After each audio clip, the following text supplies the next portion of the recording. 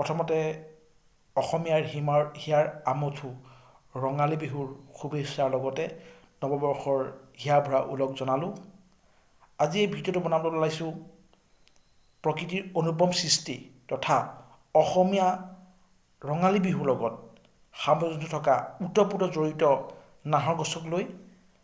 আমি আমাৰ অসমীয়া বহাগ বিহুৰ গৰু বিহুৰ দিনা আমি নাহৰ পাতত এফাকি শ্লোক লেখোঁ।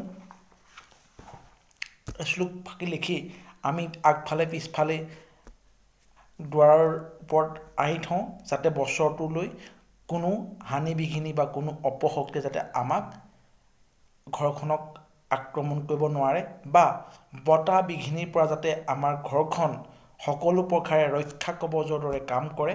তাৰ বাবে আমি বহাগ বিহুৰ গৰু বিহুৰ দিনা এই বাক্যশাৰী লিখি আমি দুৱাৰৰ মুধচত আঁৰি থওঁ। এইটো আমাৰ অতীজৰ পৰা পৰম্পৰা চলি আহিছে। আমি এইটো বিশ্বাস কৰোঁ। আৰু কালি পৰহি দেখিছোঁ যে গৰু বিহুৰ দিনা কালি দেখিছোঁ যে ছ'চিয়েল মিডিয়াত হোৱাটছআপ ফেচবুকত খুব বহুত ব্যক্তিয়ে নাহৰ পাতত লিখি পেলাই এই কি কয় বাক্য ফাঁকি লিখি শ্লোক ফাঁকি লিখি পেলাই আপডেট দিছে। সেই দেখি পেলাই আমাৰ ভালো লাগিছে। কিন্তু কথাটো হ'ল এইটো কিমান যুক্তিসংগত বা কিমান চাইণ্টিফিক যে নাহৰ পাতত লিখিলে প্ৰকৃততে আমাৰ ঘৰৰ অপশক্তি দূৰ হয় বা অপদেৱতাৰ আমি কুদৃষ্টিৰ পৰা মুক্ত হওঁ বা বছৰটোৰ বতাহ বিঘিনি ধুমুহাৰ পৰা আমি মুক্ত হওঁ। প্ৰকৃততে কোনো চাইণ্টিফিক কাৰণ নাই যদিও ইয়াৰ কিন্তু এটা অসমীয়া সমাজত চলি অহা পুৰণা পৰম্পৰাহে আছে। কিন্তু ইনডাইৰেক্টলি যদি চাওঁ, নাহৰ গছৰ কিন্তু যথেষ্ট মানৱ জাতিৰ প্ৰতি কৃপা দৃষ্টি আছে। আৰু নাহৰ গছে মানুহক বিভিন্ন প্ৰকাৰে সহায় কৰে। এই ক্ষেত্ৰত আমি অসমৰ বিশিষ্ট পৰিৱেশ লেখক লখিমপুৰৰ নাৰায়ণ বৰুৱাৰ বন্য পৃথিৱীৰ দুখ নামৰ এই কিতাপখন আমি প্ৰকৃতিৰ অনুপম সৃষ্টি নাহৰ গছৰ বিষয়ে আমি পঢ়ি পেলাই নাহৰ গছৰ উপকাৰিতাৰ বিষয়ে আমি জানিব পাৰিলোঁ। আৰু তেতিয়া আমি অনুভৱ কৰিলোঁ যে আমি আচলতে মানৱ জাতিটো হৈছে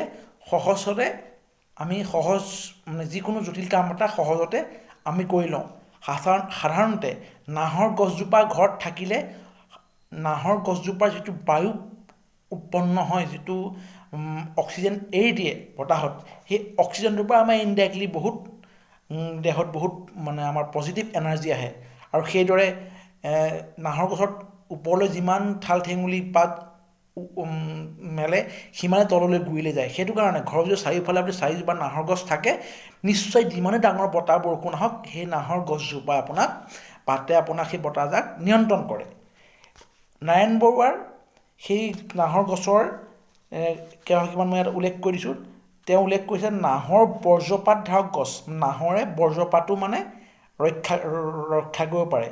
পৃথিৱীৰ ঋণাত্মক আধান নাহৰ গছৰ আগ পৰ্যন্ত ব্যপ্ত হৈ থকাৰ বাবে বৰ্জপাত সহজে আকৰ্ষণ কৰি মানুহৰ লগতে আন প্ৰাণীকো নিশ্চিত মৃত্যুৰ পৰা বচাব পাৰে। নাহৰ গছৰ ডাঠ সেউজীয়া পাতবোৰ চকুৰ দৃষ্টিবৰ্ধক। দিনটোত এবাৰ হ'লেও নাহৰ গছ দৰ্শন কৰিব পাৰিলে চকুৱে হেৰুৱা শক্তি ঘূৰাই পায়। আমাৰ পূৰ্বসকলে নাহৰ গছৰ গুটি জ্বলাই নিশা ঘৰৰ আন্ধাৰ দূৰ কৰিছিল।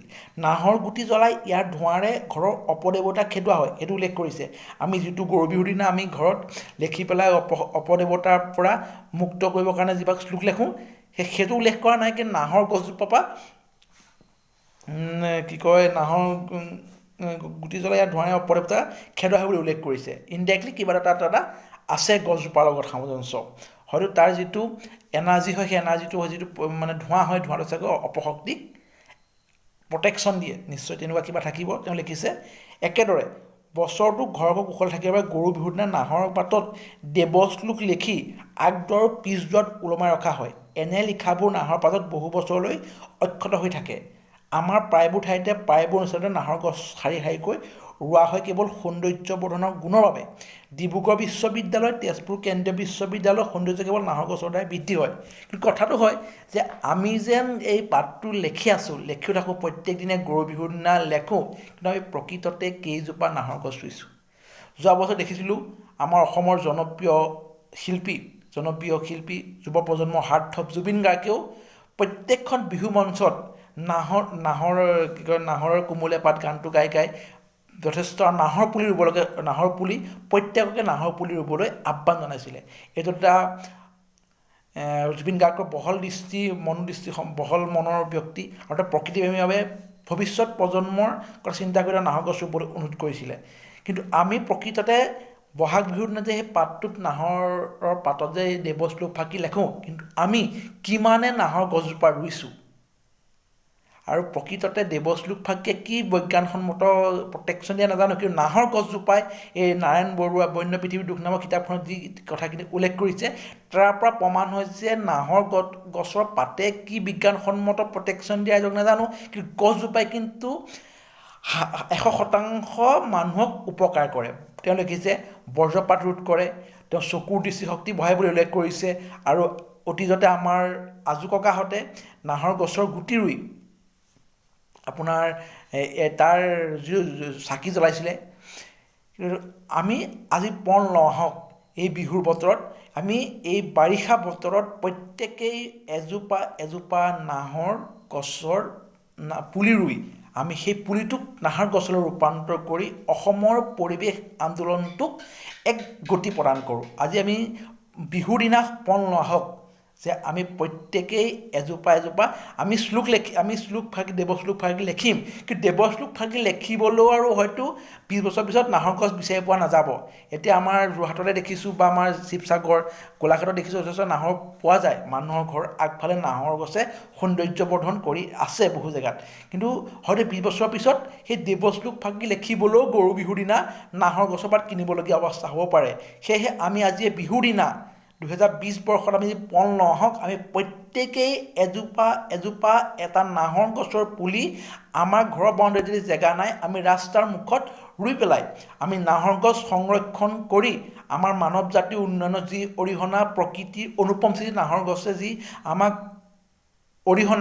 আমাক সহায় কৰি আহিছে, তাৰ বাবে আমি নাহৰ পুলি ৰুই ভৱিষ্যত প্ৰজন্মক আমি এখন নাহৰৰ বায়ু পানী, নাহৰৰ অক্সিজেন লাভ কৰিব পৰা এখন পৃথিৱী দি যাবলৈ আজি আমি বহাগ বিহুৰ দিনাই পণ লওঁ আহক। ধন্যবাদ। জয় আই অসম। শেহতীয়াকৈ বিহুৰ ওলগ থাকিলে। ধন্যবাদ।